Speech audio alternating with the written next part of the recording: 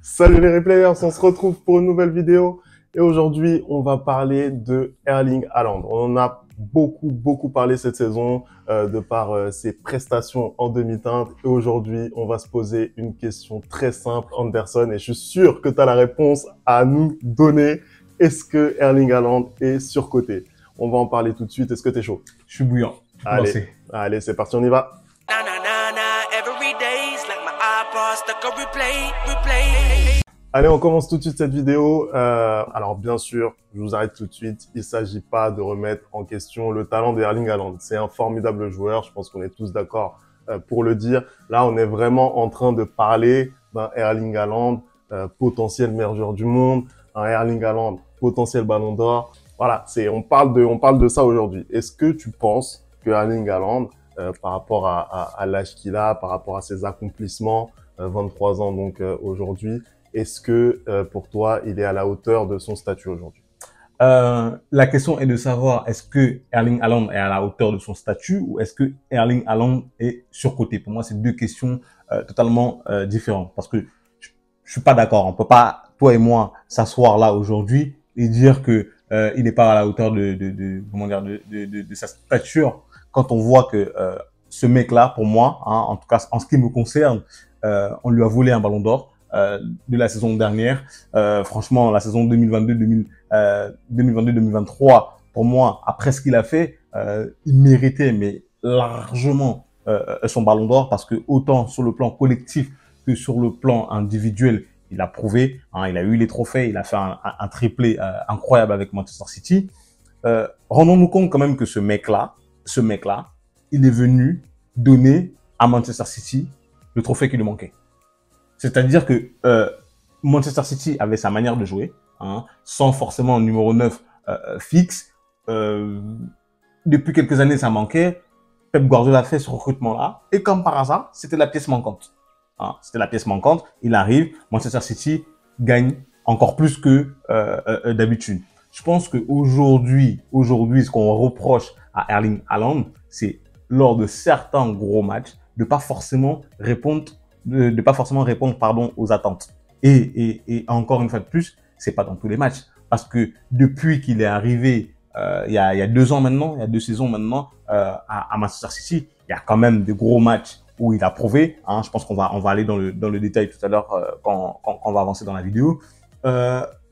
En fait, ce qui pénalise Haaland aujourd'hui, c'est que cette saison, malheureusement, il a eu une grosse blessure et il n'a jamais vraiment réussi à retrouver son niveau de la saison dernière, même si malgré tout, hein, il est quand même dans une saison encore à plus de 30 buts. Donc, je vois pas trop comment on va lui jeter la pierre.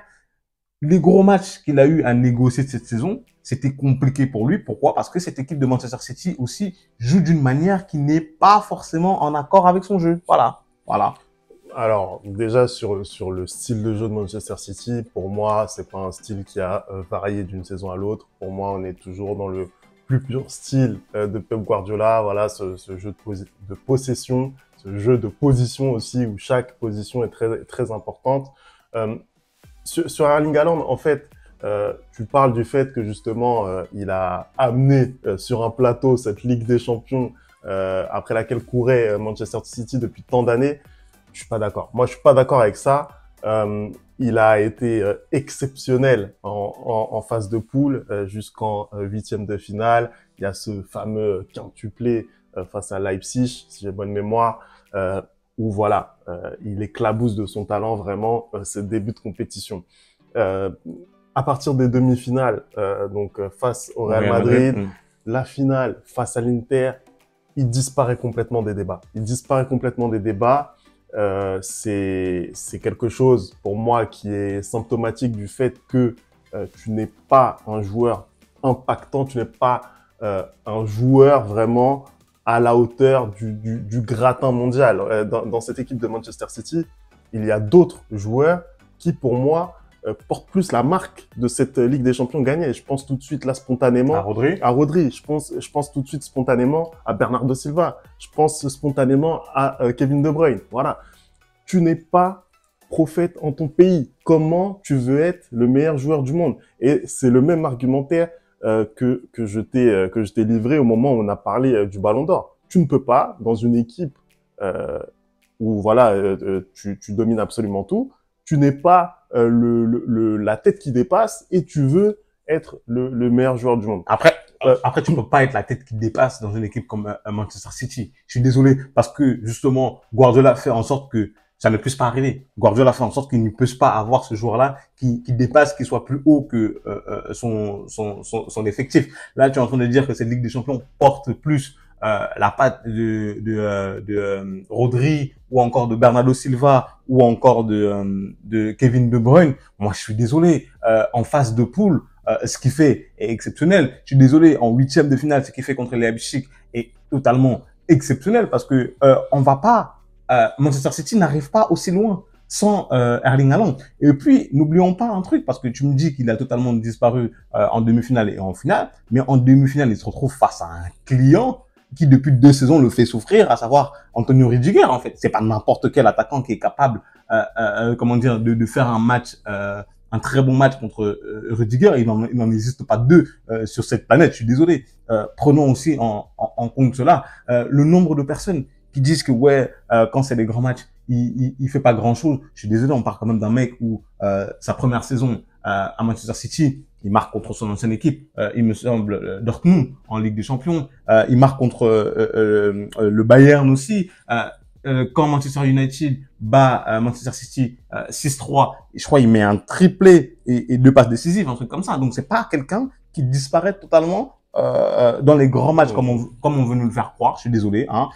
C'est pas quelqu'un qui comme tu dis, n'est pas prophète en son pays, parce que l'argument aussi de pas être prophète en son pays quand ton équipe nationale c'est la Norvège. Non mais attends, là, stop. Alors là-dessus, non mais la Norvège ne se qualifie pas pour l'Euro. L'Euro avec son nouveau format à 24 équipes. T'as des équipes comme la Géorgie, t'as des équipes comme le Pays de Galles qui se qualifient. T'as un pays même comme l'Ukraine qui est en guerre qui se qualifie. Mais ça dépend de quel groupe tu tombes. Ça dépend de quel groupe tu tombes. Tu me parles de la Norvège qui est incapable de se qualifier. Pour moi, voilà. Quand un joueur du niveau présumé de Erling Haaland, tu dois te qualifier pour l'Euro. Je suis désolé. Même si tu ne figures pas bien dans la compétition, ça peut être le cas, voilà, d'équipes comme la Pologne, par exemple. On l'a souvent reproché ça à Lewandowski. Mais voilà, le plus souvent, il est présent dans les compétitions internationales.